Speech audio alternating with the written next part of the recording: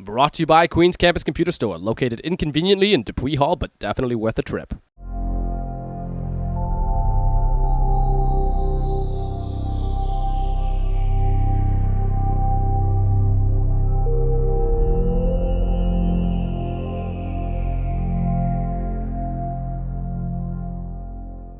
Your brand new book.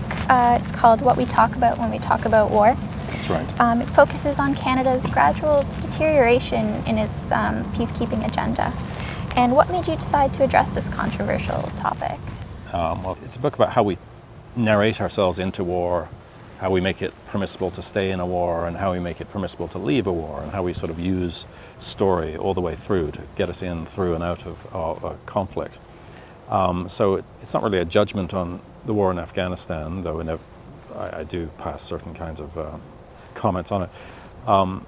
But I was very concerned with what I was hearing and what feels to me like the emptiness of a lot of phrases. I mean, you at Queen's are not far from CFB Kingston, so there's more of a military presence than there is in many parts of the country. But I was actually disconcerted by the very bellicose talk of governments and by a small number of academics and journalists with quite extraordinary power, who not only were sort of speaking in very kind of sports rah-rah terms about the war, about Canada as a warrior nation, but were being incredibly mean and insulting about the aspirations behind the 5 decades of peacekeeping that Canada participated in up till about 2001.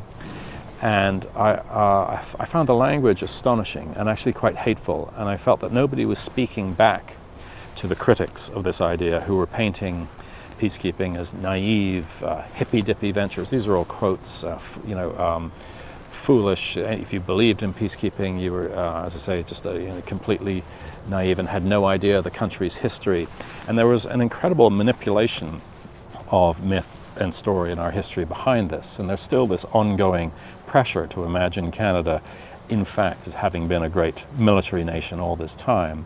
This is not for a moment to denigrate the work that soldiers do, but I have the right to be disturbed when phrases like support our troops are used as a kind of blackmail to mean you're not allowed to talk about the just aspect of the war that we're in, because that is seen to not support our troops. And I'm hoping that those who do read my book, when it comes out in January, will at least think twice about how they use words like hero, or making a difference, or dying in vain, So, because I care about language, but more so I care about Canada. And I believe there are very real reasons why we were, for a long time, a peacekeeping nation.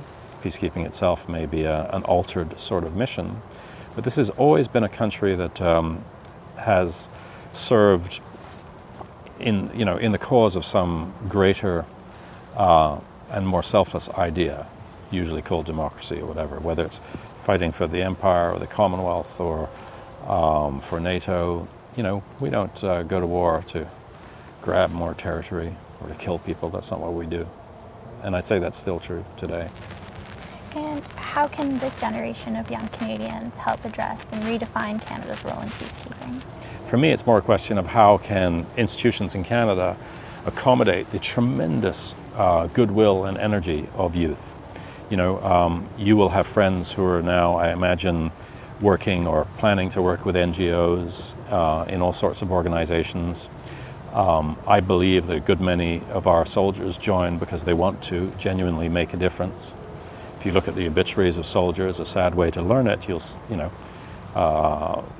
the officer Andrew Nuttall died at the end of 2009, and his, the notice in the papers called for giving money to charities, in Africa. Others have done so for Afghanistan, in order to help and to make a difference. And I think there are probably ways in which, as I say, the institutions, above all the Army, can change to make it more possible for people of all kinds, but predominantly young people, to make the sort of contribution they want in line with their view of how we should live our lives. Because the bottom line about being Canadian is that we're exceptionally fortunate, not because we're better people, but just because we are. But the good side of our character is that we want to share that good fortune. We don't want to hoard it. And I really believe that most Canadians go out in the world thinking, how can we make other people's lives better, i.e. more like our own, and not more like our own dogmatically, but more like our own because we want to share in this exceptional circumstances that we know. It's interesting. And for our viewers, when his book comes out, I think every Canadian should take a look into it. It's called What We Talk About When We Talk About War. And Noah Richler, thank you very much.